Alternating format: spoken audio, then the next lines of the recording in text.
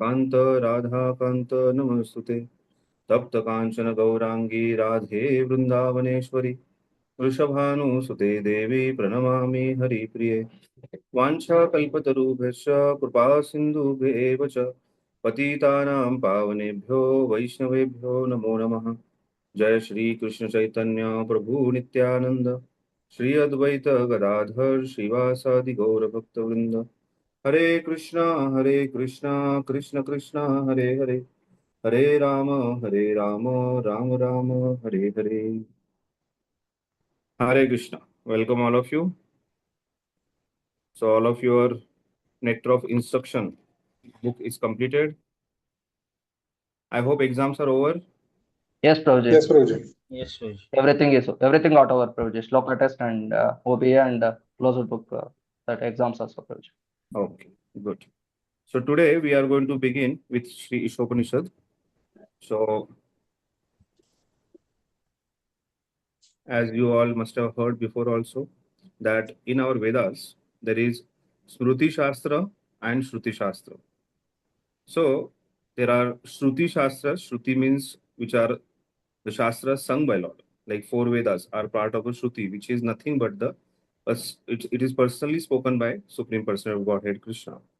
It is from the mouth of Vishnu, Vedas have come. Similarly, there are Smruti Shastras. Smruti Shastras means there are great personalities, great rishis or munis. They have heard this knowledge and put into a scriptural form. So, like that, there is Shruti Shastras and Smruti Shastras. And then there are subdivision of Shruti Shastras and Smruti Shastras. The Shruti Shastras are divided into four Vedas, Upanishads, and the Smruti Shastras are divided into Itihasas, Puranas. So there is a very amazing choice of Sri Chaitanya Mahaprabhu for all the Gaudiya Vaishnavas. It is Srimad Bhagavatam, Bhagavad Gita. These two books are part of Shruti Shastras and Smruti Shastras also. Like we see in the Mahabharata, there is a parva in which there is whole description of Bhagavad Gita. Or this it's a part of Mahabharata where Krishna is telling Arjuna the knowledge of Bhagavad Gita. But at the same time, Bhagavad Gita is also called as the Gita Upanishad.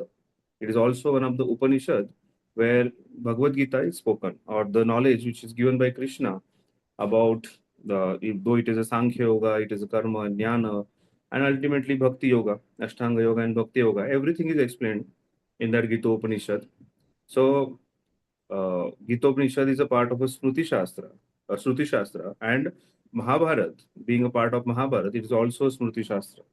Similarly, Srimad Bhagavatam is also known as a Smruti and Shruti Shastra both. So it's our fortune that Chaitanya Mahaprabhu specially chose these two granthas for us. And also there are multiple Upanishads where many acharyas have commented on those Upanishads. In that, especially Srila Prabhupada gave us Ishopanishad. So we'll get into the study of Upanishads. In the Upanishads also, we'll try to understand what is Ishopanishad. And then the Ishopanishad is a part of our study for this particular course, which is Bhakti Shastri course. So Upanishad, we'll try to understand what is Upanishad. Upanishad has two meanings. So one is Upa means near, and Nishada means bringing. So Upa and Nishada. What is that? What does that mean? The literal meaning is something which is bringing you near, or you are brought near to something. So what is that? So this ultimately the Upanishads, they talk about five things. Like we are going to study the five topics of Bhagavad Gita in our Bhagavad Gita unit. Similarly, there are five topics of Upanishads also. They are Ishvara, Jiva, Kala, Karma, and Prakriti. These are the five topics of Upanishads also. And that's why Gita Upanishad is also having, that is Srimad Bhagavad Gita also has these five topics. The whole Bhagavad Gita's knowledge is around these five topics: Ishvara, Jiva, Prakriti, Kala, and Karma. Similarly, these Upanishads, they bring you close to whom? They bring you close to Supreme Personality of Godhead. And that's why if you see the cover page of Upanishad, it has a beautiful form of Vishnu's 400 Vishnu form, who is holding a Shankha Chakra Gada Padma. And it's an opportunity by studying this particular Grantha to come close to Lord Supreme Personality of Godhead, that is Sri Vishnu, that is Sri Krishna. So Upa is near and Nishada means bring. So this particular Grantha will bring us close, this particular book will bring us close to Supreme Personality of Godhead. Another meaning of Upa, again near, Ni means certainly, and Shada means to loosen or destroy, that is Shada. So Upanishad means that knowledge. This is that amazing knowledge, that knowledge which certainly will loosen one's bondage from this material world, or it will certainly destroy one's ignorance and one's swarupa, especially the Jivera Swarupa Krishna Nityadas. The servant of being servant of Krishna will be revealed to us, and it will help us to attain liberation. It will help us to attain the connection with Supreme Personality of Godhead. So these are the meanings of Upanishad. Upa means close and Nishada means bringing, or Upa Nishada means Upa means again near, close. Ni means certainly, and Moshada means it will lose or it will destroy or it will attain. These are the different meanings of this word Shada. So Upanishad means it will certainly bring you close to Krishna. It will certainly loosen one's bondage from this material world. It will certainly destroy one's ignorance, and it will help us to understand our Swarupa as a servant, and it will also attain liberation. The person will attain liberation by receiving this knowledge. So this glorious book, Upanishad, there are 108 Upanishads, part of our Vedic knowledge, Vedic scriptures.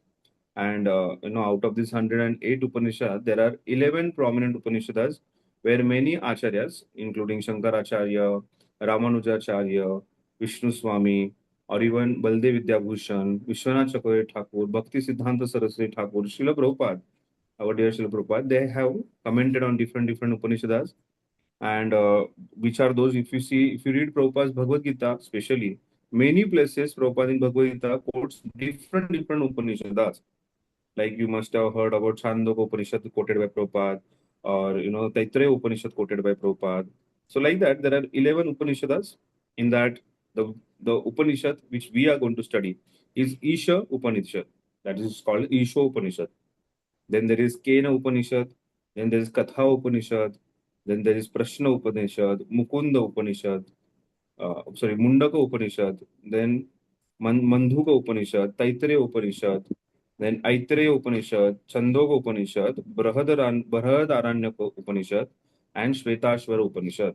So these are the 11 prominent Upanishads, and many acharyas have commented on these Upanishads. Shankaracharya, Madhvacharya, Baldev Vidyabhushan, and others have written commentary, especially on the book which we are going to study, that is Sri Isopanisad. The commentary is given by Baldev Vidyabhushan. The commentary is also given by Bhakti Siddhanta Saraswati Thakur, which is very famous. Even Srila Bhaktivinoda Thakur also commented on Isopanisad, and what we are referring now is by Srila Prabhupada. That is the glorious translation of this particular book. So, while studying this, we'll just see now what is Isopanishad. We just got the rough idea of Upanishads. Now we will understand about the Isopanishad. So, Isopanishad, it is mentioned, is the last chapter of a Shukla Yajurveda. So, this particular scripture is the last chapter of Shukla Yajurveda. It contains, it is contained within the Vajasneha Samhita. So it is also called as a Vajasneha Samhita Upanishad. So this particular book, Isopanishad, is also called as a Vajasneha Samhita Upanishad. The Isopanishad clearly defines 5 tattvas. Mentioned. There is Ishvara, that is Supreme Personality of Godhead. Then there is Jiva, the living entity. Then there is Prakriti, the material nature. Then there is Kala, time, and Karma, that is work. So these are, described in Bhagavad Gita also, and that's why Bhagavad Gita is also called as a Gita Upanishad. In Isopanishad also, we will be studying around these 5 topics. So while studying Bhakti Shastri, we have 2 books. which are basically a tattva. They very specifically focus on the philosophical part of our Gaudiya Siddhanta, and the other two becomes an application book. Like we already study one of the application book, that is Nectar of Instruction, where we understood how, to practice devotional service. There are six do's and six don'ts, and then there are six things which we have to completely avoid, and person can even become a guru. And then there is six loving exchanges. And we also saw, the glories of holy name. This particular book also talks about an etiquette of a devotee while dealing with the superiors and the senior devotees, initiated devotees. And then ultimately it goes towards the topmost spiritual world, that is Vrindavan, Mathura, Vrindavan, and then ultimately it also talks about the best place, that is Radha Kunda, and how one should take shelter of Radha Kunda.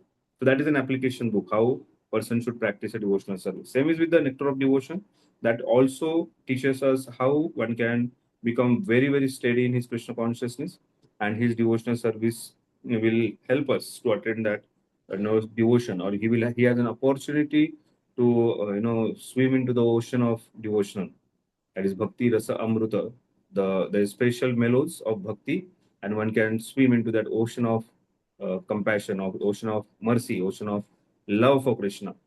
So that is also again into application. But these two books mainly talks about the philosophical part of our Gaudiya Vaishnava Siddhanta, and there these five topics are very important, which talks about Ishvara, Jiva, Prakriti, Kala, and Karma. So the most important part when it comes to Vaishnava Siddhanta talks about developing our loving relationship with Krishna. As we daily say, our desired goal is to attain Krishna Prema. So this book, though they are Tatvik book, they are talking about the philosophy. They help us to develop our relationship with Krishna. The essence of Bhagavad Gita is surrender to Krishna. Similarly, this Isopanisad will also help us to completely devote ourselves and establish our relationship with a very favorable service attitude towards Krishna, towards Supreme Lord. So, the goal of these two scriptures is also to establish our relationship, loving relationship, in a favorable service attitude towards Krishna. So, just some history. There was a sage named Dadhyana, who is a son of Atravana, and he is the one who revealed these mantras in the Ishopanishad. These forms, these mantras, what we say, that they were. Just give me one.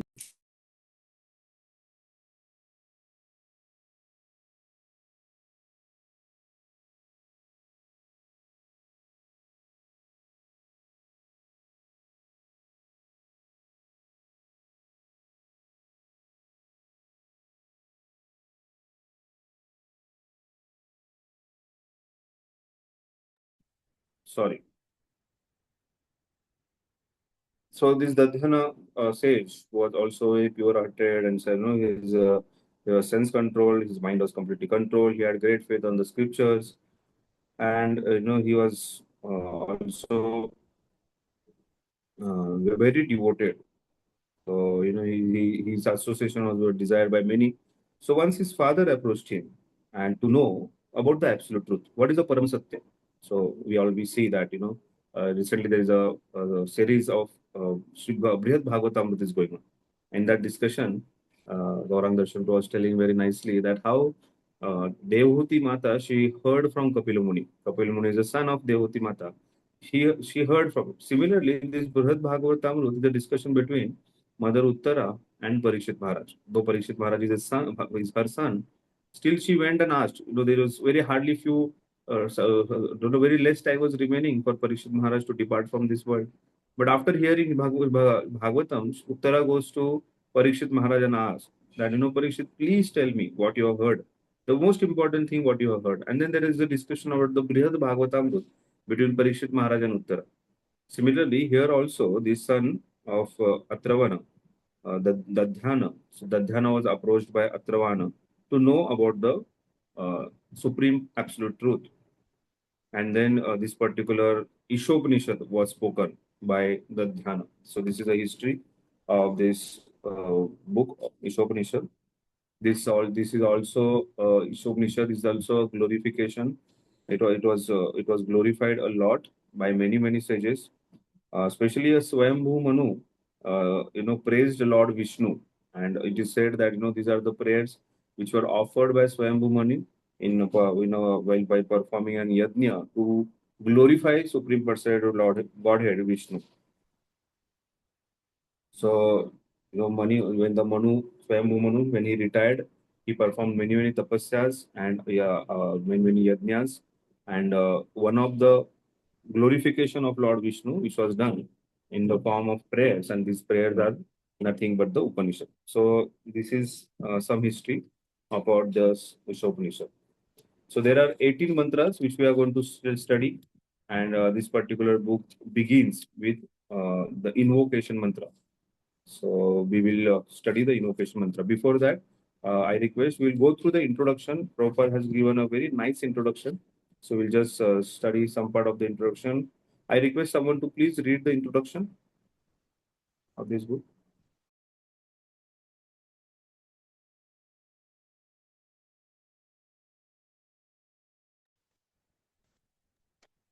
Do you have some system of reading or random reading?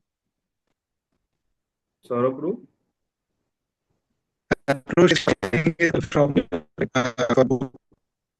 You are not audible properly. Your voice is not, it's breaking. Whether sharing of a book is possible from your side, Prabhuji? Okay, I'll do that. Yeah, Prabhuji. Please.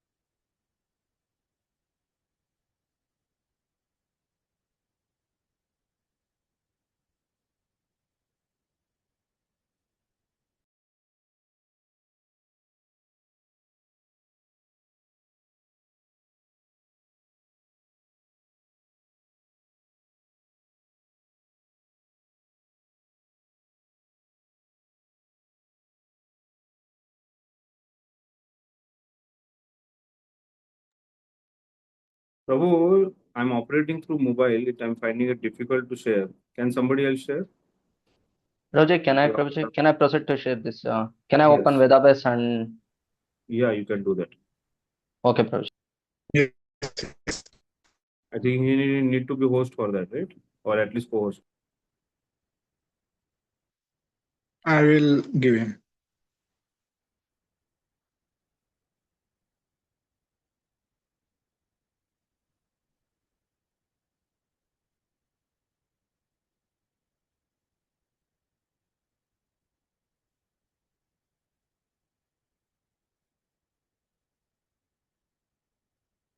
Please share, bro. Abhishek. Yes, Prabhuji, I'm doing that. Hare Krishna. Hare Krishna, Prabhuji. I have the hard copy of the book. Can I start reading?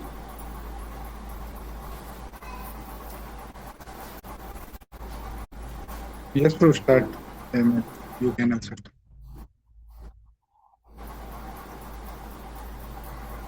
Okay. Okay. I'll start the reading. I'll start introduction. Introduction. Teachings of the Vedas. delivered as a lecture by His Divine Grace A.C. Bhaktivedanta Swami Prabhupada on October 6, 1969 at Conway Hall, London, England. Ladies and gentlemen, today's subject matter is the teaching of Vedas. What are Vedas? The Sanskrit verbal root of Veda can be interpreted variously, but the purport is finally one. Veda means knowledge. Any knowledge you accept is Veda, for the teachings of the Vedas are the original knowledge. In the conditioned state, our knowledge is subjected to many deficiencies. The difference between a conditioned soul and a liberated soul is that the conditioned soul has 4 kinds of defects. The first defect is that he must commit mistakes. For example, in our country, Mahatma Gandhi was considered to be a very great personality, but he committed many mistakes. Even at the last stage of his life, his assistant warned Mahatma Gandhi, "Don't go to the New Delhi meeting. I have some friends and I have heard there is a danger." But he did not hear. He persisted in going and was killed. Even great personalities like Mahatma Gandhi, President Kennedy, there are so many of them, make mistakes. To err is human. This is one defect of the conditioned soul. Another defect, to be illusioned. Illusion means to accept something which is not. Maya. Maya means what is not. Everyone is accepting the body as the self. If I ask you what you are, you will say, "I am Mr. John, I am a rich man, I am this, I am that." All these are bodily identifications, but you are not this body. This is illusion. The third defect is the cheating propensity. Everyone has the propensity to cheat others. Although a person is full number 1, he poses himself as very intelligent. Although it is already pointed out that he is in illusion and makes mistakes, he will theorize, "I think this is this," but he does not even know his own position. He writes books of philosophy, although he is defective. That is his disease. That is cheating. Lastly, our senses are imperfect. We are very proud of our eyes. Often someone will challenge, "Can you show me God?" But do you have the eyes to see God? You will never see if you haven't the eyes. If immediately the room becomes dark, you cannot even see your hands. So what power do you have to see? We cannot therefore expect knowledge, Veda, with these imperfect senses. With all these deficiencies in conditioned life, we cannot give perfect knowledge to anyone, nor are we ourselves perfect. Therefore, we accept the Vedas as they are. You may call the Vedas Hindu, but Hindu is a foreign name. We are not Hindus. Our real identification is Varnashram. Varnashram denotes the followers of the Vedas, those who accept the human society in 8 divisions of Varna and Ashram. There are 4 divisions of society and 4 divisions of spiritual life. This is called Varnashram. It is stated in Bhagavad Gita 4.13. These divisions are everywhere because they are created by God. The divisions of society are Brahman, Kshatriya, Vaishya, Shudra. Brahmana refers to the very intelligent class of men, those who know what is Brahman, what is Brahma. Similarly, the Kshatriyas, the administrator group, are the next intelligent class of men. Then the Vaishyas, the mercantile group. These natural classifications are found in everywhere. This is the Vedic principle and we accept it. Vedic principles are accepted as axiomatic truth, for there cannot be any mistake. That is acceptance. For instance, in India, cow dung is accepted as pure, and yet cow dung is the stool of an animal. In one place, you will find the Vedic injunction that if you touch stool, you have to take a bath immediately. But in another place, it is said that the stool of a cow is pure. If you smear cow dung in an impure place, that place becomes pure. With our ordinary senses, we can argue this is contradictory. Actually, it is contradictory from the ordinary point of view, but it is not false. It is fact. In Calcutta, a very prominent scientist and doctor analyzed cow dung and found that it contains all antiseptic properties. In India, if one person tells another, "You must do this," the other party may say, "What do you mean? Is this a Vedic injunction that I have to follow you without any argument?" Vedic injunctions cannot be interpreted, but ultimately, if you carefully study why these injunctions are there, you will find that they are all correct. The Vedas are not compilations of human knowledge. Vedic knowledge comes from the spiritual world, from Lord Krishna. Another name for the Vedas is Shruti. Shruti refers to that knowledge which is acquired by hearing. It is not experimental knowledge. Shruti is considered to be like a mother. We take so much knowledge from our mother. For example, if you want to know who your father is, who can answer you? Your mother. If the mother says, "Here is your father," you have to accept it. It is not possible to experiment to find out whether he is your father. Similarly, if you want to know something beyond your experience, beyond your experimental knowledge, beyond the activities of the senses, then you have to accept the Vedas. There is no question for experimenting. It has already been experimented. It is already settled. The version of the mother, for instance, has to be accepted as truth. There is no other way.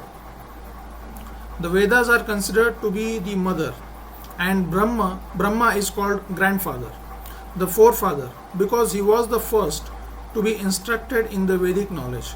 In the beginning, the first living creature was Brahma. He received this Vedic knowledge and imparted it to Narada and other disciples and sons, and they also distributed it to their disciples. In this way, the Vedic knowledge comes down by disciplic succession. It is also confirmed in the Bhagavad Gita that Vedic knowledge is understood in this way. If you make experimental endeavor, you come to some conclusion, but just to save time, you should accept. If you want to know who your father is, and if you accept your mother as authority, then whatever she says can be accepted without argument. There are three kinds of evidences: Pratyaksha, Anumana and Shabda. Pratyaksha means direct evidence. Direct evidence is not very good because our senses are not perfect. We are seeing the sun daily and it appears to us just like a small disk, but it is actually far, far larger than many planets. Of what value is the seeing? Therefore, we have to read books. Then we can understand about the sun. So direct experience is not perfect. Then there is Anuman, inductive knowledge. It may be like this, hypothesis. For instance, Darwin's theory says it may be like this, it may be like that. But that is not science. That is a suggestion, and it is also not perfect. But if you receive the knowledge from the authoritative sources, that is perfect. If you receive a program guide from the radio station authorities, you accept it. You don't deny it. You don't have to make an experiment because it is received from the authoritative sources. Vedic knowledge is called Shabda Praman. Another name is Shruti.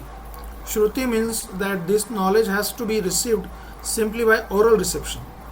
The Vedas instruct that in order to understand transcendental knowledge, we have to hear from the authority. Transcendental knowledge is the knowledge from beyond this universe. Within this universe is material knowledge, and beyond this universe is transcendental knowledge. We cannot even go to the end of the universe, so how can we go to the spiritual world? Thus, to acquire full knowledge is impossible. There is a spiritual sky. Okay, bro. Okay. Okay, so we will just see the introduction part, what Prabhupada is exactly focusing on, and we'll try to understand. Prabhupada is glorifying Vedas here. Veda is the word which comes from in Sanskrit, there is a root, there is dhatu of every word. Like bhakti is, the root of bhakti is bhaja. And the meaning of the root is given, and according to the meaning of that particular word can be understood. So in the word bhakti, The bhaja is the dhatu, it's a root. And then bhaja means bhaja sevayam. The meaning of bhaja is one should worship with service. And that's why Prabhupada, when he translates bhakti as a devotional service, many places, if you go and see that bhakti translated, it just mentioned devotion. But then Prabhupada specifically translates as bhakti as a devotional service. Why? Because it is bhaja sevayam. So that particular meaning is bhaja, that one should have a devotion with devotion and service. And that's why Prabhupada says bhakti means devotional service. Similarly, Vedas are also coming from the root word with, and then with means to know or to be aware of. So Vedas are the knowledge. It is presented for knowing the Supreme Personality of Godhead. That's the most important thing. Otherwise, Vedas also give the knowledge. They talks about, one can know about many things, many factors. In fact, Vedas are also divided into two parts, that is Vidya and Avidya. Vidya is the realization, or Vidya is the Vijnana. It comes from that. The Vijnana means the realization of that Jnana is Vidya, and that realization is knowing one's position and connection with the Supreme Personality of Godhead. That is Vidya. So the knowledge which reveals, or which gives you the realization, self-realization, that is Vidya. And the knowledge which talks about maintaining this body in a better way.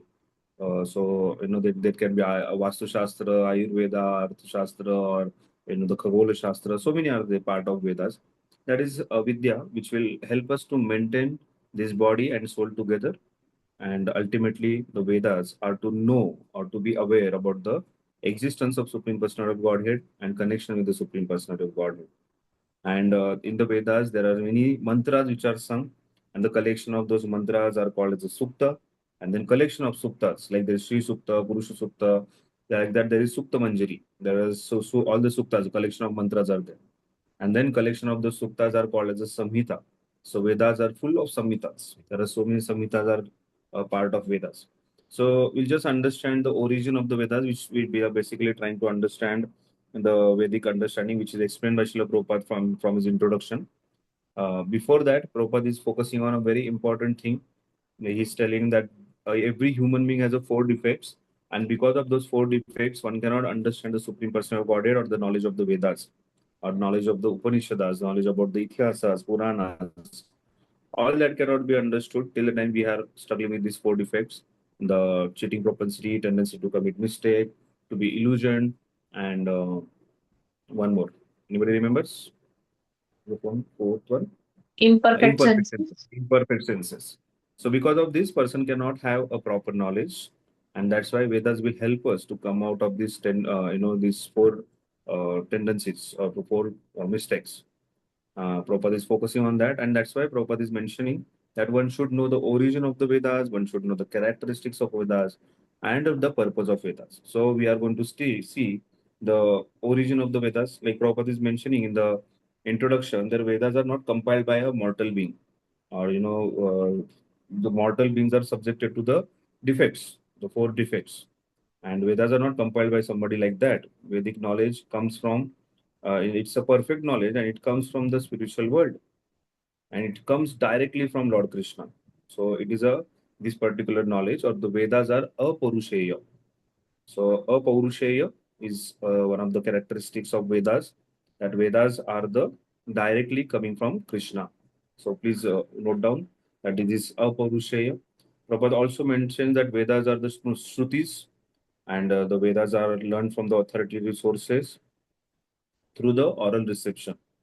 And so they are called as a Shruti, and Shruti is like a mother. Prabhupada is mentioning that, the Vedas are like a mother, and the mother is the one who can give us the knowledge about the father. So our father is Supreme Personality of Godhead, that is Sri Krishna is our father, and Vedas are like a mother, and it is a mother only who can tell that who is the father. So that's why Shruti, the Vedas are also called as a Shruti Shastra. Veda is the truth, it's absolute truth. The Vedic knowledge is not it's as it is not given by a mortal being who is full of defects. The Vedic knowledge is no, it is a absolute truth. and it is without any interpretation. Vedas don't have any interpretation. It is directly coming from Supreme Personality of Godhead, and that's why Om Purnamada Purnamidam Purnat Purnamudachyate Purnasya Purnamadaya Purnameva Vashishyate. We are going to study this particular shloka in this book, so that this particular thing, one of the point of is that whatever comes from Supreme Person of Godhead is complete, and that's why this particular knowledge is also knowledge about the absolute truth. So this is complete truth. So knowledge is which is directly coming from Krishna, and that's why it is a complete truth. So it is apaurushaya. Vedas are the Shrutis. Vedas are the truth, and this is such an absolute truth. We also saw that particular thing, that we have to accept this particular knowledge. Like in India, Prabhupada is mentioning there that there is a people and they have habit that who has mentioned it. Oh, it is mentioned by sage. It is mentioned by Krishna. It is mentioned by Supreme Person of Godhead. So I'll accept it. So that is a mood of a Indian way of accepting knowledge. Like Prabhupada is giving the example of a cow dung. Cow dung is very pure, and it is used for the worship. In fact, it is used for doing abhishek of the Supreme Personality of Godhead. So that is the cow dung, or the conch which we use for the blowing. Shankha. When the Shankha is blown, the whole auspiciousness is created. But then what is that? The conch is a bone of an animal, or the cow dung is a dung of an cow or an animal again. But then still that is considered as pure, and nobody has any objection about it, because it is given in Vedas, and Vedas talk about the truth, and that's why this truth factor is very, very important. And then one should accept this particular thing, and that's why Prabhupada is glorifying the Shabda Pramana. Prabhupada is talking about there are three ways of gaining knowledge. There is Anuman Praman, there is Shabda Praman, and there is Pratyaksha Praman. So these are the three Pramanas which are mentioned. Pratyaksha Pramana is direct evidence.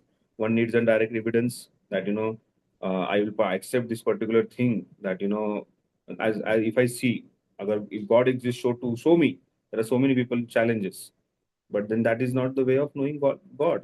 But then Pratyaksha Praman is one of the Praman where people expect direct evidence, or the direct evidence, through direct evidence, the knowledge is given. But then because of the imperfect senses, not always the Pratyaksha Praman can be applicable. Pratyaksha Praman, in fact, if somebody is sitting in the next room, because of the wall you cannot see, and then you can comment that there are 3 people, 10 people sitting.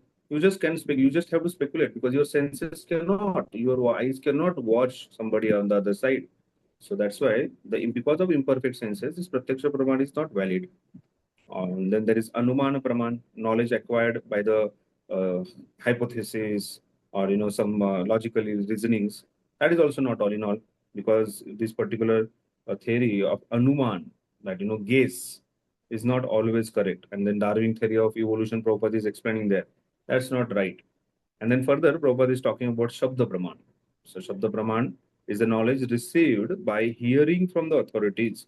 So one of the characteristics of the Vedas is parampara. Prabhupada is talking about that parampara in this particular introduction.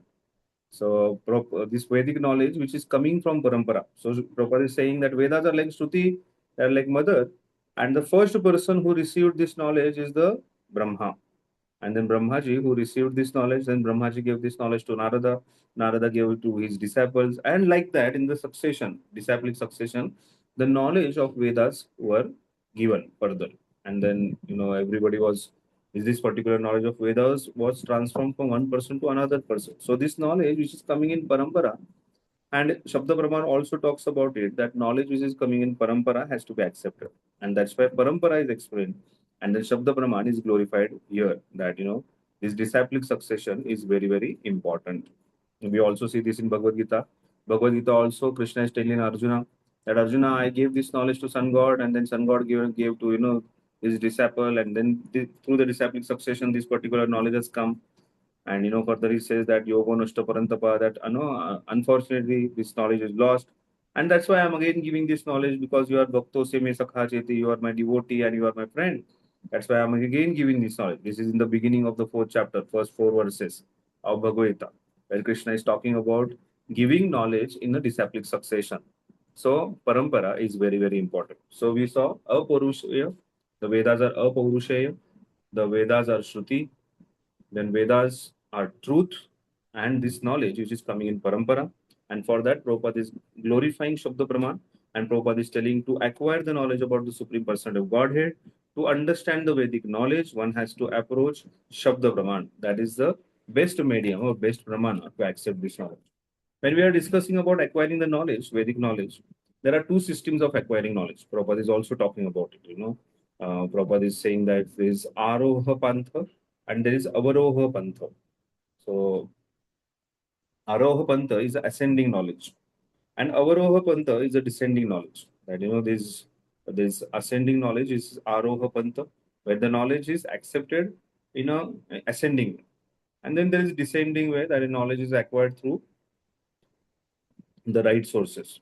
So this Avaroha Pantha is the knowledge which comes from a bona fide source, and that bona fide source has a connection with the Supreme Personality of Godhead.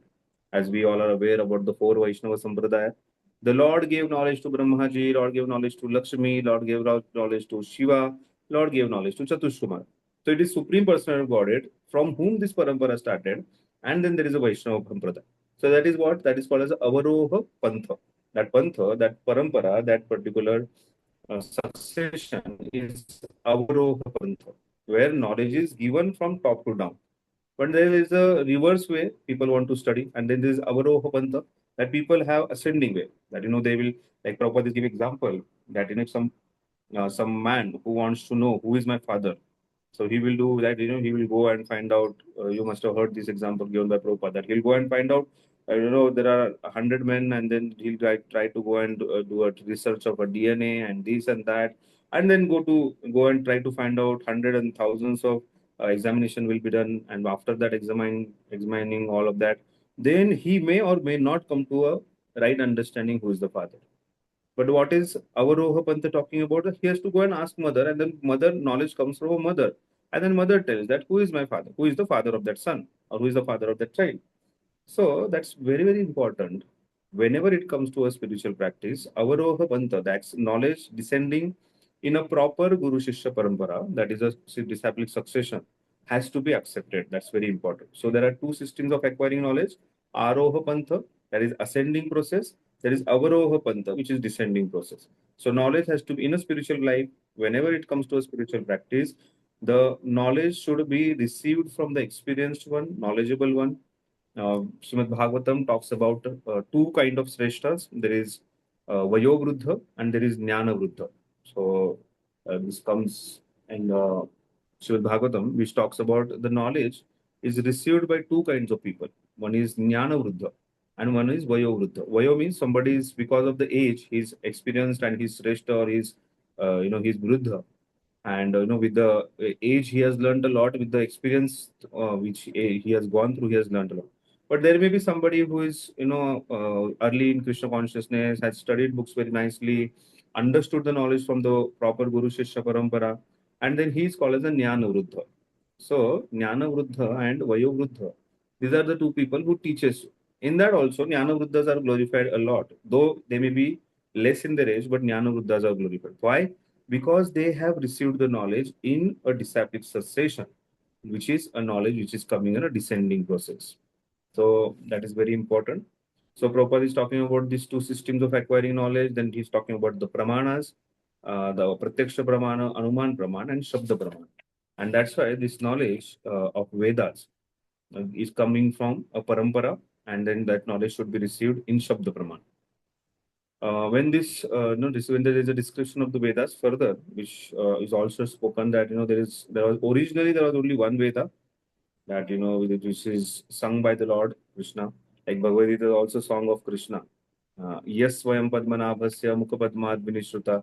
There's a glorification in Gita Mahatmya which talks about that how this particular song is sung by Padmanabha, that is that one who is whose navel is like a lotus, that is Krishna. That particular Padmanabha Swami has sung this. Yes, Swayam Padmanabhasya Mukha Padmad Vinishruta. That it is coming out of the mouth of Lord Vishnu. That is this Amruta, Gita Amruta is coming out of the mouth of Lord Krishna. Similarly, originally this particular knowledge came from the Supreme Personality of Godhead, Krishna, and those days when this particular Vedic knowledge was given, people were quite intelligent to understand and to gather this knowledge. They were Shrutidharas. They were just hearing and accepting and understanding also that knowledge. But then at the ages changed, the people were not able to understand everything, and that's why this one Veda was divided into four parts. And then Srila Vyasadeva, he put it into previously there was no written form of the scriptures or written form of the Vedas, but then later Vyasadeva, he it's just 5,000 years before. If you go to Badrinath, there is Vyasa Gufa and Ganesha Gufa. So there is this knowledge was recited by Vyasadeva, and Ganeshji was writing all that. And so then this was divided into four parts. There is Samaved. The four parts are like Samaved, Atharvaved, Yajurved, and Rigved. Rigved, Samaved, Atharvaved, and Yajurved. So this Vedas, one Veda was divided into four Vedas. So this is just an history, some details of the Vedas, and especially for the age of Kali, for the benefit of people in Kali Yuga, this particular knowledge was given. Kali Yuga people are Manda Sumanda Matayo, Manda Bhagya Upadruta. In Srimad Bhagavatam, first canto, 10th chapter, there's a verse, Prayana Alpayusha, that the age of Kali, the people in the age of Kali have a short life, and then they're Manda Sumanda Matayo, Manda Bhagya Upadruta, they're unlucky, and then they are very slow to understand, they're ignorant, and then they are very disturbed and agitated. And that's why for the age of Kali, these Vedas were put into four different parts. And then this is how Vyasadeva, he entrusted these four Vedas to his disciple. And then in that disciplic succession, this knowledge was further given ahead. Okay. So can somebody continue the reading?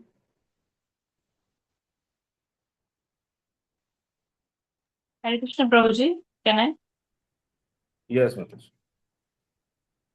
There is a spiritual sky. There is another nature, which is beyond manifestation and non-manifestation.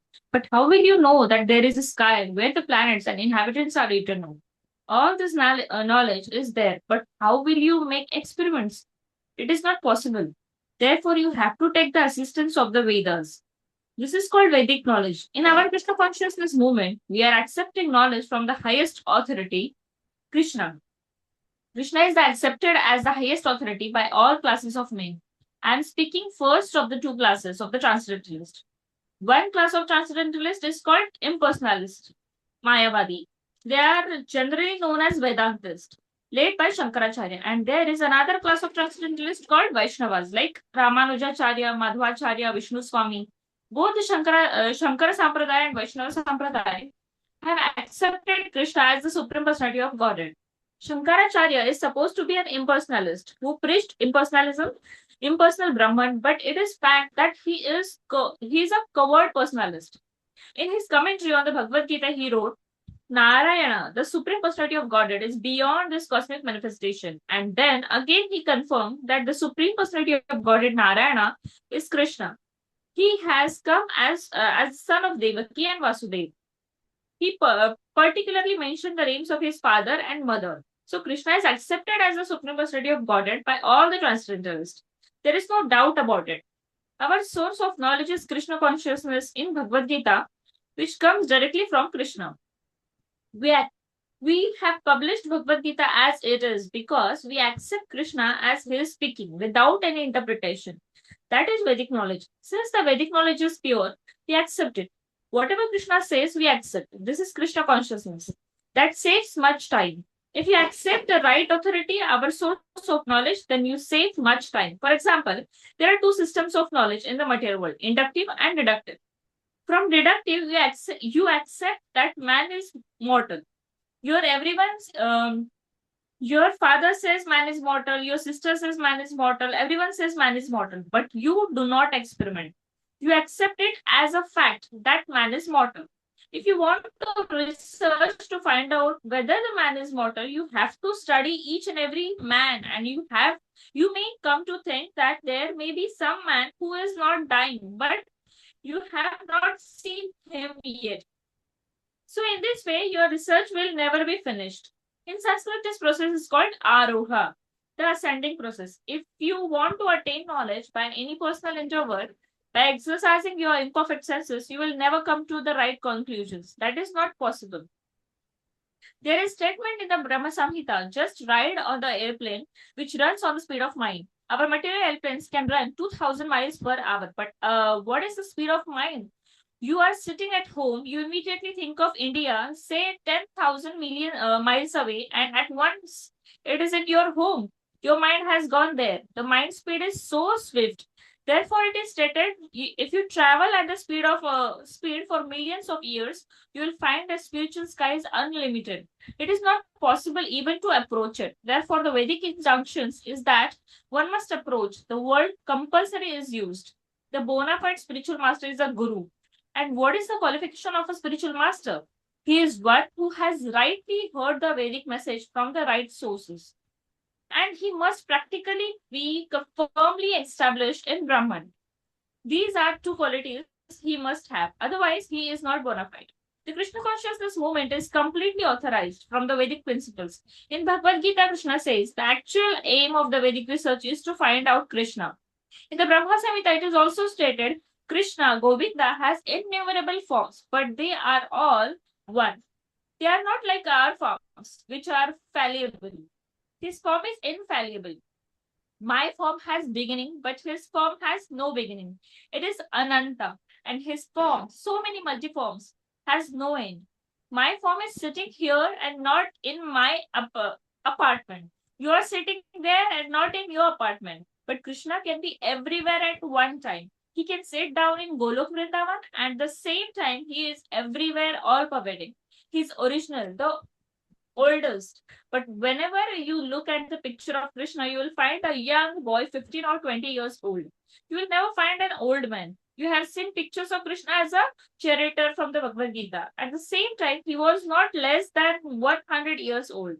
He had great grandchildren, but he looked just like a boy. Krishna, God, never becomes old. That is his supreme power. And if you want to search out Krishna by studying the Vedic literatures, then you will be baffled. It may be possible, but it is very difficult. But you can very easily learn about him from his devotees. His devotee can deliver him to you. Here he is. Take him. That is the potency of Krishna's devotees. Originally, there was only one Veda, and there was no necessity of reading it. People were so intelligent, had such a sharp memories, that by once hearing from the lips of spiritual master, they would understand. They would immediately grasp the whole purport. But 5,000 years ago, Vyasdev put the Vedas in writing in the people in this age, Kali Yuga.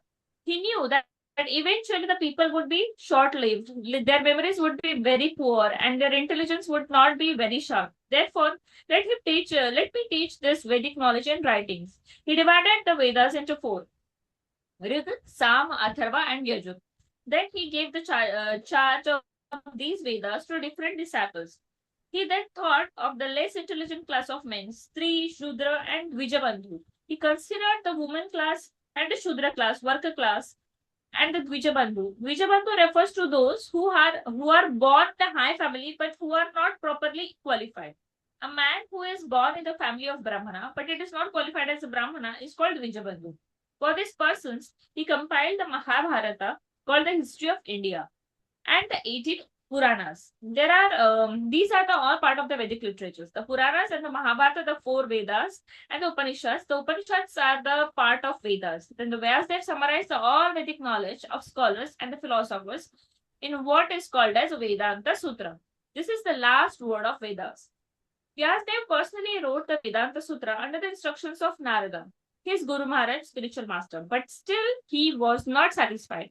That is a long story described in Srimad Bhagavatam. Vyasdev was not very satisfied even after compiling many Puranas and Upanishads, and even after writing the Vedanta Sutra. Then his spiritual master Narada instructed him to explain the Vedanta Sutra. Vedanta means ultimate knowledge, and the ultimate knowledge is Krishna. Krishna says that throughout all the Vedas, one has to understand him. Vedanta Krit Veda Videva Chaham.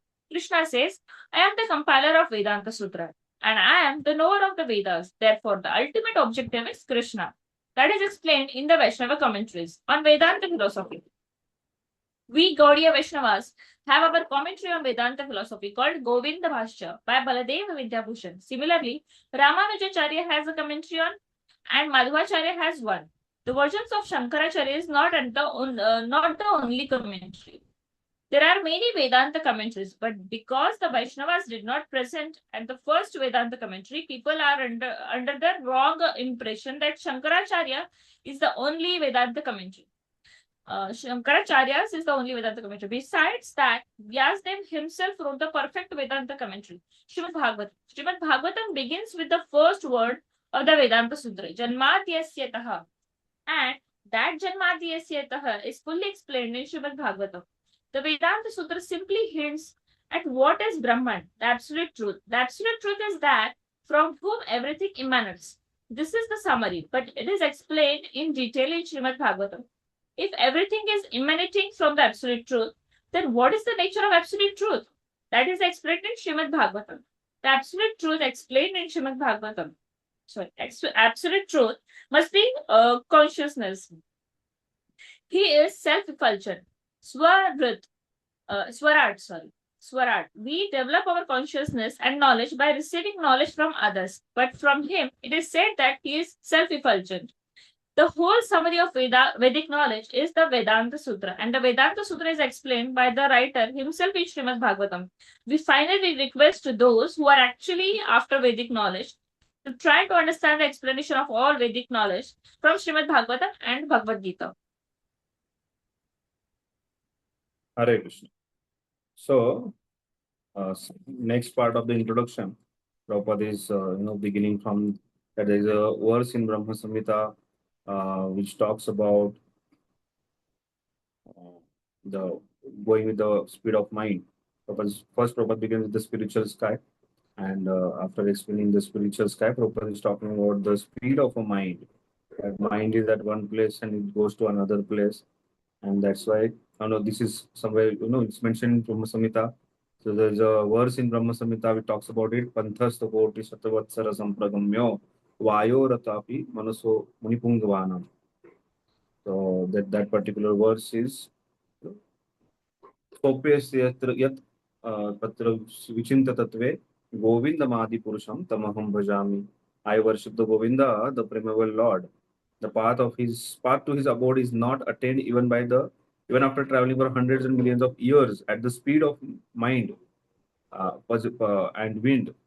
At the speed of wind and the mind possessed by the greatest yogis. Yet that same abode is found at the tip of his lotus feet, which is inconceivable. So Prabhupada is basically focusing on the speed of a mind. That mind is something which is very fast. It can, sitting at one place, it immediately thinks about, some Prabhupada is talking from US and he's saying that you think about India and then mind reaches to India. It has a super speed, and with that speed also, one cannot attain the spiritual sky. To attain the spiritual sky, a person needs a mercy. And for that, knowing this, the goal of a Vedic study is to know Krishna, who is the compiler of the Vedas. And by studying Vedanta, one can understand Krishna. So by studying this particular knowledge, one can understand the Krishna. Like we see in Bhagavad Gita also, Vedesya Sarve Aham Eva Vedyo. Krishna says that the conclusion of Veda is to know him as a Supreme Lord. That's very important. So knowing a spiritual sky, knowing Krishna as a Supreme Lord is the conclusion of the Vedas. That should be understood. If a person does not understand the aim of a Veda is to find out Krishna, then all the knowledge is just waste. And then further, Prabhupada is talking about ascending and descending knowledge. That is avaroho and aroho padhati of accepting and knowledge. And he's also talking that Krishna is the highest authority. This particular book is going to focus on Krishna, or all the Vedic knowledge is the focus on Krishna. To know that Krishna is the Supreme Person of Godhead, and this particular knowledge is accepted by everyone. Ishvara Parama Krishna Satchidananda Vigraha Anadiradir Govinda Sarva Karana Karanam Chintamani Prakara Sadma Sukalpa Vriksha Laksha Vrutesh Surabhira Vipalayantam Lakshmi Sahasra Shata Sambrahma Sevyamanam Govinda Madi Purusham Tamaham Bhajami. So Brahmaji, he glorifies Lord Govinda, and he is worshipping Lord Govinda, who is what? Ishvara Parama Krishna. He is a Parama Krishna, Ishvara. and he is Satchidananda Vigraha. He is the Lord who is full of Sat, who is full of Chit and full of knowledge. So Sat means eternal, Sanatana. Chit means full of knowledge, and Ananda is full of bliss. And then who is that Supreme Personal Godhead? He is Parameshwar, he is Satchidananda Vigraha. Then he is Anadir Adir Govinda Sarva Karana Karanam. There is no beginning and there is no end to him. So one cannot find out the beginning and end. So,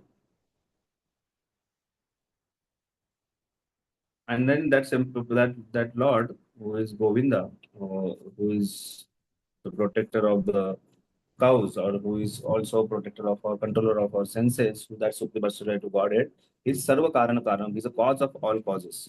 So one has to understand that Krishna is the highest authority, and Krishna is the from whom this knowledge is coming, and which is also glorified in many places, especially in Brahma Samhita, which I quoted.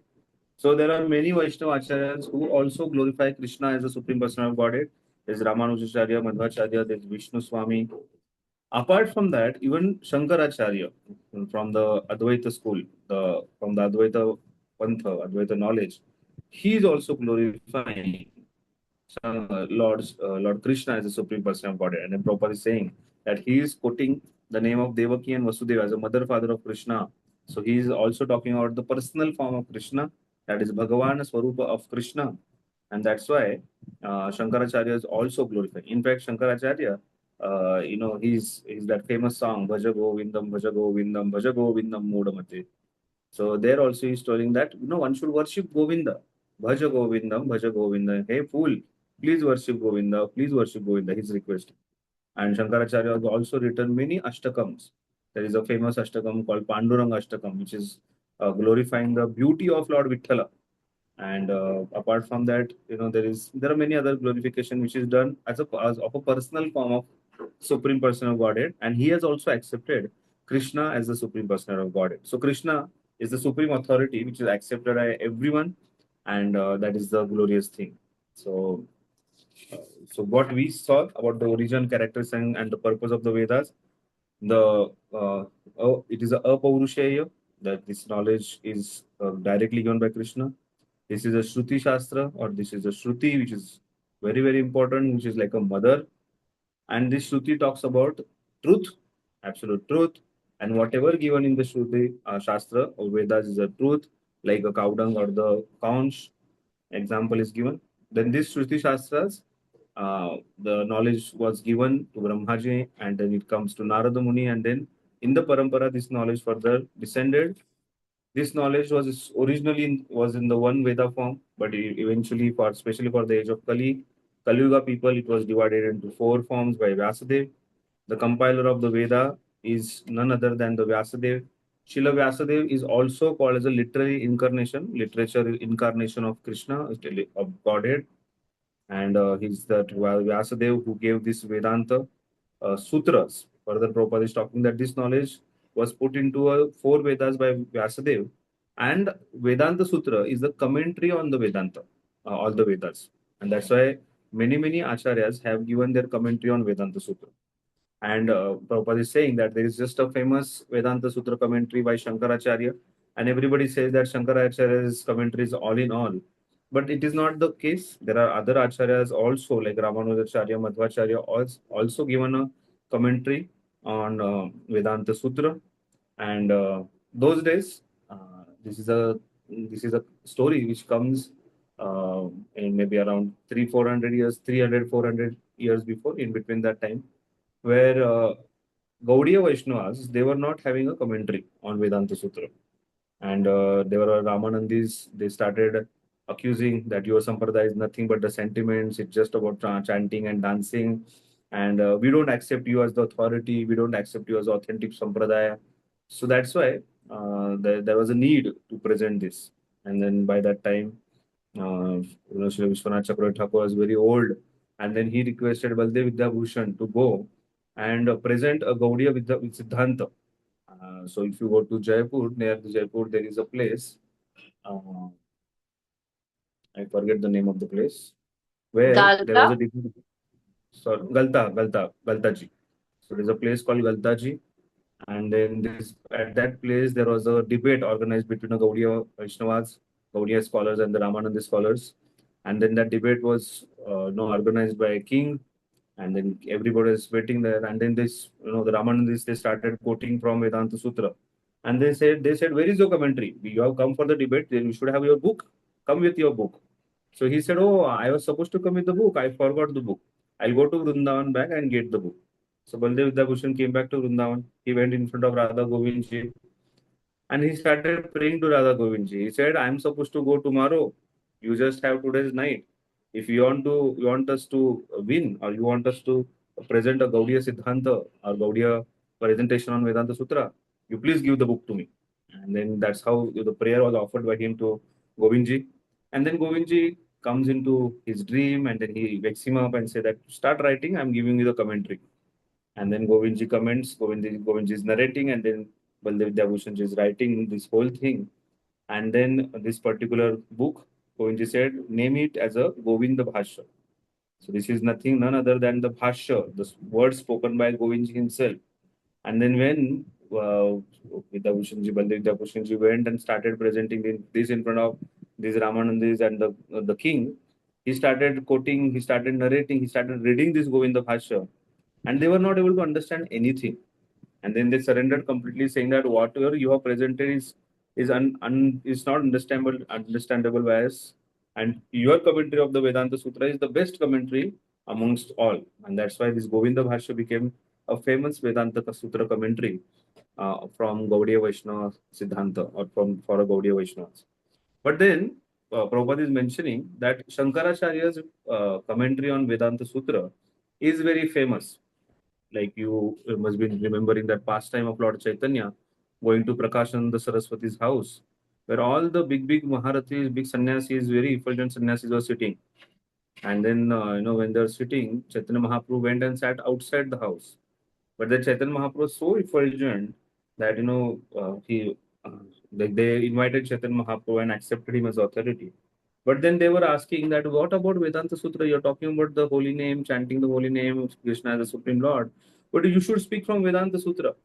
And then Mahaprabhu said, I'm a simple person. I don't know Vedanta Sutra. I will not speak.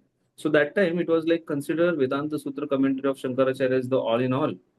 And then that was only accepted. But the original commentary on the Vedanta Sutra was written by the author himself, that is Srila Vyasadeva. And when he was completely dissatisfied. So Vyasadeva, when he was completely dissatisfied, he wrote all the Vedas, all Mahabharata, Itihasas, Puranas, everything. And after writing all these things, he was dissatisfied. And then Narad Muni comes and he says, you have not sufficiently glorified Lord Krishna. And that's why you are dissatisfied. And that's the reason he wrote the commentary on, he wrote Srimad Bhagavatam after that. And Srimad Bhagavatam is a glorification of Supreme Personality of Godhead Krishna and his devotees. So when he wrote Srimad Bhagavatam, he became very satisfied. So it is said that he himself said, Sarva Vedanta Saram hi Srimad Bhagavatam Ishyate. That Srimad Bhagavatam is what? It's a sar of Veda. It is the essence of Veda. So that's why Srimad Bhagavatam is considered as the commentary on the Vedanta Sutra. Or Srimad Bhagavatam is the sar of Vedas. It is the essence of Vedas. And that's why the first commentary on Vedanta Sutra was given by Srila Vyasadeva in the form of Srimad Bhagavatam. And that's why for us, if you want to know the Vedas, Vedaisya Sarver Aham Eva Vedyo, Krishna is saying that to know Vedas, one should know Krishna is the Supreme Personality of Godhead. And for us, one can understand the Supreme Personality of Godhead by the study of Srimad Bhagavatam. And on Srimad Bhagavatam, the first commentary was given by Sridhara Swami. And then Sridhara Swami also accepts that Bhagavad Gita as the commentary on Vedanta Sutra. Srimad Bhagavata, Srila. But also all the Gaudiya Acharyas, all the Vaishnava Acharyas also accept Srimad Bhagavatam as the first and primemost commentary on Vedanta Sutra. And that's why Srimad Bhagavatam is accepted by Sri Chaitanya Mahaprabhu as the topmost of the scriptures. Chaitanya Mahaprabhu took a lot of interest in studying this particular scripture of Srimad Bhagavatam. And then he instructed all the devotees also to dive deep into Srimad Bhagavatam. So for us, the commentary on Vedanta or Vedanta or Vedanta Sutra is Srimad Bhagavatam. Sarva Vedanta Sarami Srimad Bhagavatam Ishyate. That the commentary of all the Sara, essence of all the Vedas, is to get the knowledge from Srimad Bhagavatam. It is given in the Srimad Bhagavatam. So, Prabhupada is talking about that, and then Prabhupada also focuses on very important point here, that Guru is very, very important, and one must approach a spiritual master, authorized spiritual master, bona fide spiritual master, and rightly he should hear this Vedic message, and after hearing the message from the right sources, he will be established into a absolute truth, Brahman. That's important thing Prabhupada is focusing on.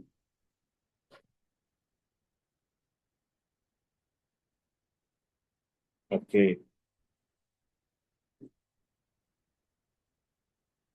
So Prabhupada is finally writing, we finally request those who are actually after the Vedic knowledge to try to understand the explanation of Vedic knowledge from Srimad Bhagavatam and Bhagavad Gita. So this is the way one can understand the knowledge. Hare Krishna. Any question till now?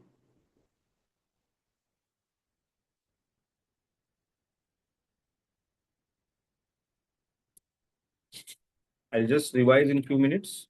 We saw about initially from, we saw that how is Vedas, Upanishad is Upanishad. Upa means coming, bringing close to Krishna, bringing near to Krishna, or Upanishad is also, one can certainly loosen the bondage, destroy the ignorance. And Upanishad is also called as the Brahma Vidya or Rahasya Vidya. And then there are 108 Upanishads. Out of that, 11 Upanishads we saw. There is Isopanisad, Kena Upanishad, Katha Upanishad. Then there is Prasanna Upanishad. There is Mundaka Upanishad. Then there is Manduka Upanishad, Taittiriya Upanishad, Aitareya Upanishad, Chandogya Upanishad. Then there is Shvetashwara Upanishad, and there is there is Brahad Aranyaka Upanishad. And we also saw further that how the history we saw, that how this knowledge was coming from the Dhyana Rishi, and who gave to his father Atravana Rishi. And then also this is a glorification done by Swayambhu Mani in the Yajna. And this particular knowledge is, there are many commentaries. There is commentary by Srila Bhaktivedanta Thakur, Baldev Vidyabhushan on Vedanta, this particular Isopanisad, and especially by Bhaktisiddhanta Saraswati Thakur. And our dear Srila Prabhupada has commented on this book. And this is a very, very important book, which is mainly the topic of to know this book is, that is to know Supreme Personality of Godhead Sri Krishna. Apart from that, this also focuses on Jiva, Ishvara, Kala, and Prakriti. Ishvara, Jiva, Kala, Prakriti, and Ishvara, Jiva, Kala, Prakriti, and Karma. So those are the 5 topics of Bhagavad Gita. Vedas means to be, to know or to be aware about the Supreme Lord. It is a collection of mantras, which is called as a Sukta. It is also a collection of Suktas, it's called as a Samhitas. Then we saw the origin, characteristics, and the purpose of the Vedas, Apaurisheya, Shruti, truth. It is coming from the Parampara, 1 Veda to 4 Vedas. Who has written this way into a written form? That is by Vyasadeva. Vyasadeva also wrote the commentary on Vedanta Sutra, that is Srimad Bhagavatam. Goal of the Vedic study, the knowledge of Veda, is the Vedesya Sarver Aham Eva Vedyo, to know that Krishna is the absolute authority. We also saw there are 2 ways of acquiring knowledge. There is Aroha Pantha and Avaroha Pantha. And then Avaroha Pantha is very important knowledge which is coming in the descending way. For receiving any spiritual knowledge, one should come into Avaroha Pantha, that is descending, not the Aroha Pantha, which is ascending. And in Avaroha Pantha, there is Pratyaksha, Anuman, and Shabda Praman. In that, Shabda Praman is very, very important, and knowledge should be received from the Guru. And a bona fide Guru can award us Krishna. And further, the Vedas were mainly spoken. Vedanta Sutra is the essence of Vedas, and then the Vedic knowledge is explained into Vedanta Sutra. And the commentary on the Vedanta Sutra are given by many acharyas, Ramanacharya, Madhvacharya, Shankaracharya. Shankaracharya's commentary is very famous. But apart from that, there is a commentary by Gaudiya Acharya, that is Baldev Vidyabhushan, which is called Govinda Bhashya. But then The first commentary on Vedanta Sutra is given by Srila Vyasadeva in the form of Srimad Bhagavatam, and the ultimate goal of this Vedic knowledge is to know Krishna, the Supreme Personality of Godhead. And that's why one should study Srimad Bhagavatam and Bhagavad Gita. That is what's mentioned by Srila Prabhupada. Hare Krishna, Prabhuji. Prabhuji, Srimad Bhagavatam is also called as Sarva Vedanta Sarna, Prabhuji.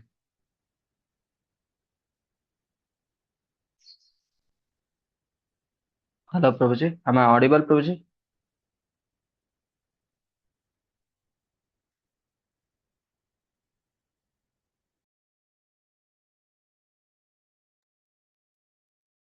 Hare Krishna.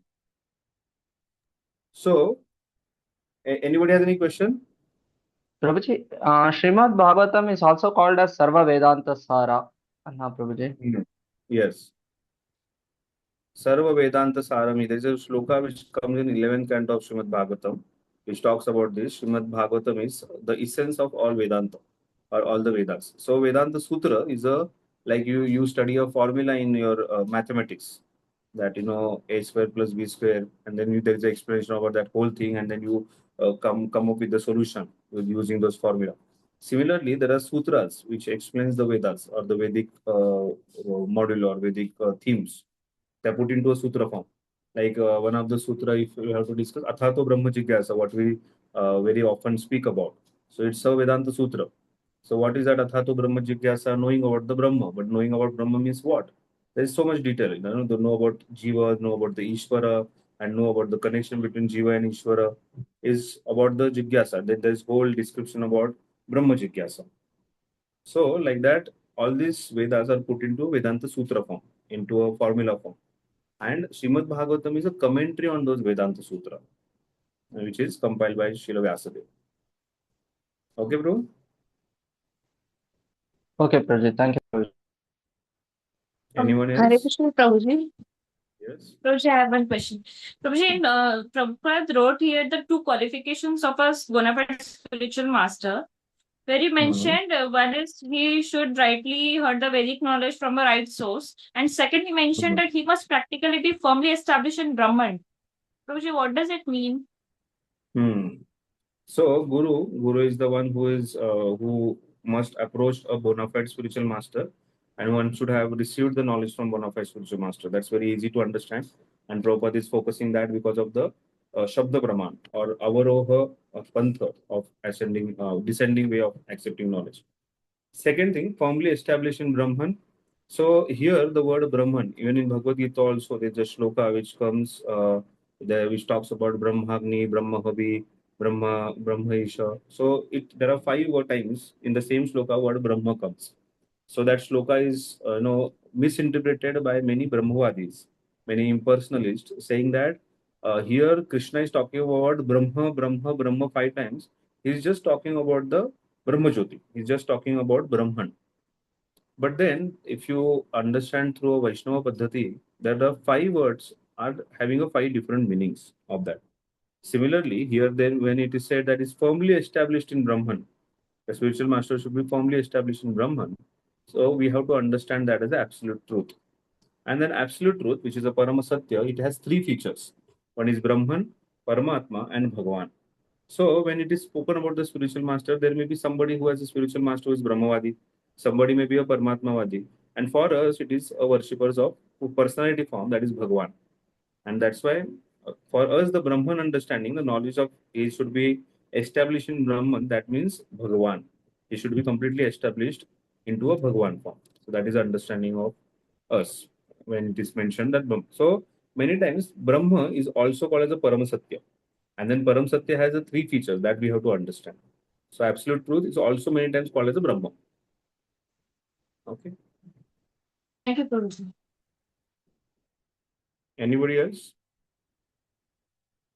Okay. Prabhuji, Yes, bro. like Baldevidya Bhushan wrote commentary by inspired by Govindaji. So like at that time, whether he was not able to present this Bhagavatam as a commentary, as any comment on that? I have not personally studied Govinda Bhashya, but what I have heard about the Govinda Bhashya from the experts is that Govinda Bhashya is also, the knowledge of Srimad Bhagavatam mainly, and which is Okay. presented. Another thing is that the time was very short with Bhaktivedanta Bhushan, and then he could, it was such a difficult task to write everything on Vedanta Sutra just in one night. And that's why he just surrendered to Govindji. And then whatever Govindji wrote, Govindji told he wrote and he presented. That simple it was. That's what is mentioned in that Leela. Okay, Prabhuji.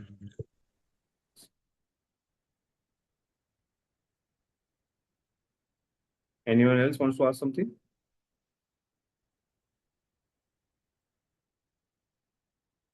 Okay, let's go ahead.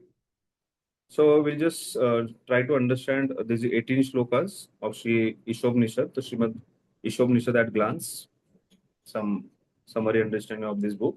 And then today we'll not be able to go to invocation mantra. We will study tomorrow the invocation mantra. But then just know that, Srimad Bhagavatam at glance. So the flow of Srimad Bhagavatam, it's not Srimad Bhagavatam, Sri Isopanisad, is the first word is Ishavashamidam Sarvam, is the invocation mantra. There are then there are 18 mantras. So there is the first verse, and then there are other 18 mantras. The invocation mantra in the Isopanisad talks about Isha, that is God, and a Jiva, that is the living entity.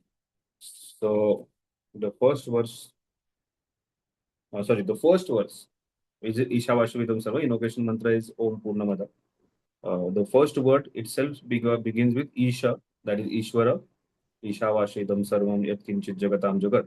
So it begins with Isha, that is Ishvara, and it also talks about Jiva. And then further,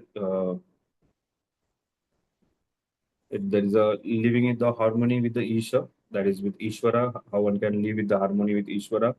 So the first three verses talks about how we can be aligned with the Supreme Personality of Godhead, and we have to understand, accept one individual's quota, not to pounce on somebody else's quota. Then there is living. One should live in the spirit of Ishavasya, that is in the second verse.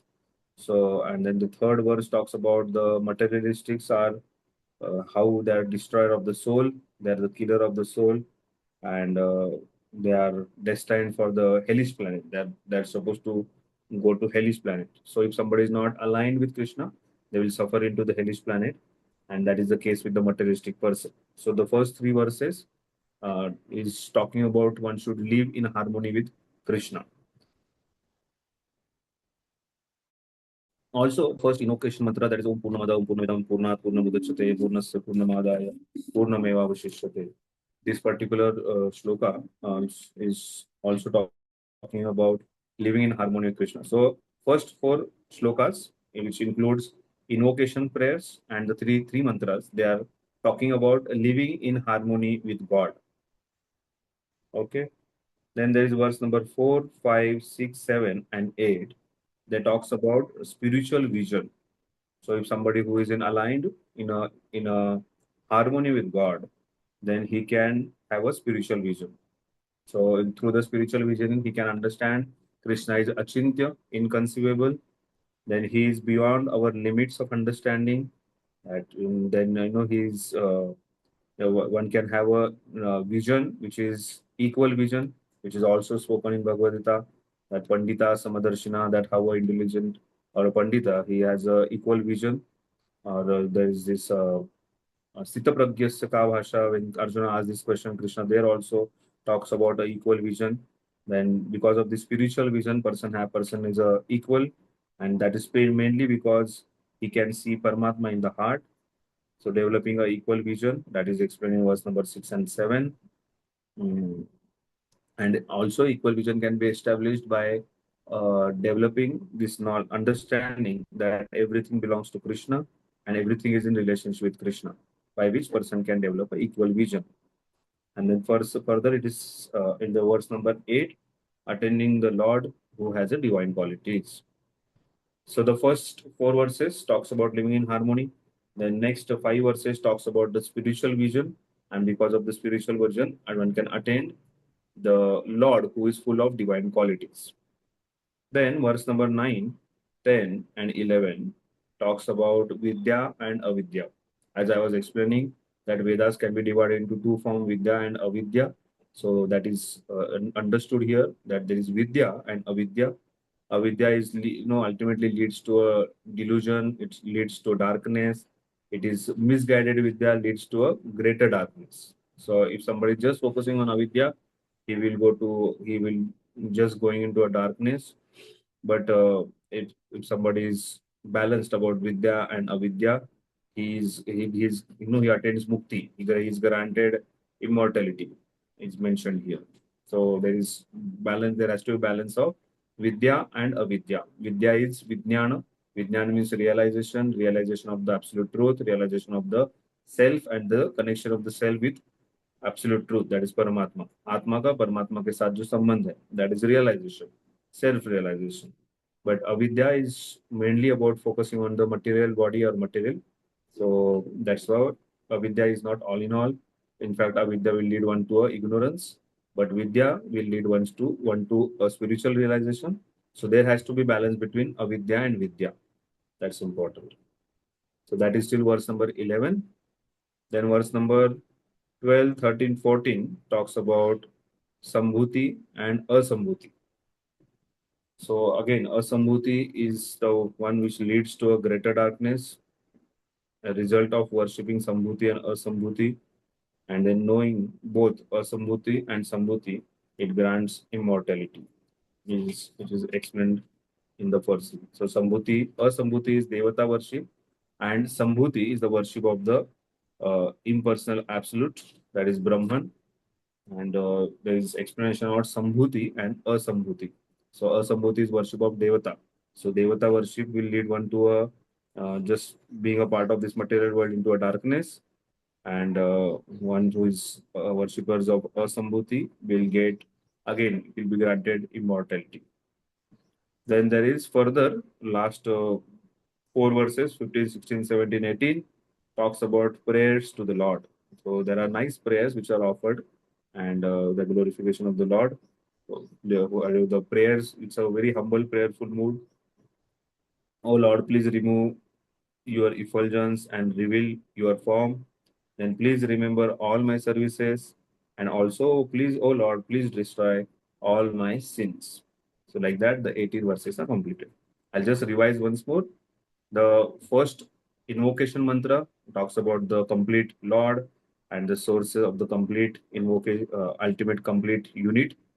Then the next 3 verses, accepting one's own quota and living in the spirit of Ishavasya, that is, Krishna is the Supreme Lord, Ishvara, and then those who are materialistic person, who are not worshippers of Krishna, they are nothing but the killer of the soul, and they are destined for hellish planets. So one who is not living in harmony with God is destined for the hellish planets. Then there is a spiritual vision. In the spiritual vision, verse number 4, 5, 6, 7, 8 talks about the spiritual vision, where we understand Lord is inconceivable, beyond our limits of understanding. Then there is equal vision, Pandita Samadarshina, and that is because of the relationship with the Lord. Then there is further explanation of attaining Lord who has divine qualities. And there is next verses, 9, 10, 11 talks about Vidya and Avidya.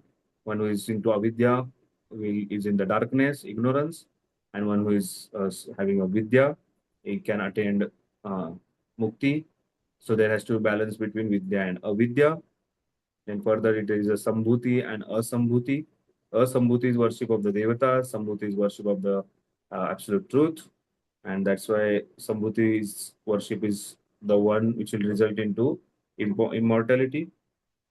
And then there are nice prayers offered in the last 4 verses, 15, 16, 17, 18. Oh Lord, please remove this effulgence and let me see your beautiful form. Oh Lord, please remember all my services. And oh Lord, please destroy all my sins. So this is a Srimad Shri Isopanisad at glance.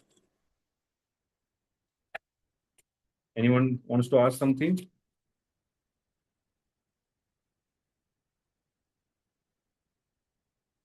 So I believe there are first two verses which are for the recitation.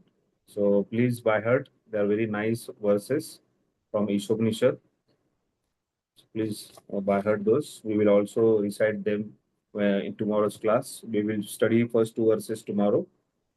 Any question till now? Otherwise, I'll stop here for today.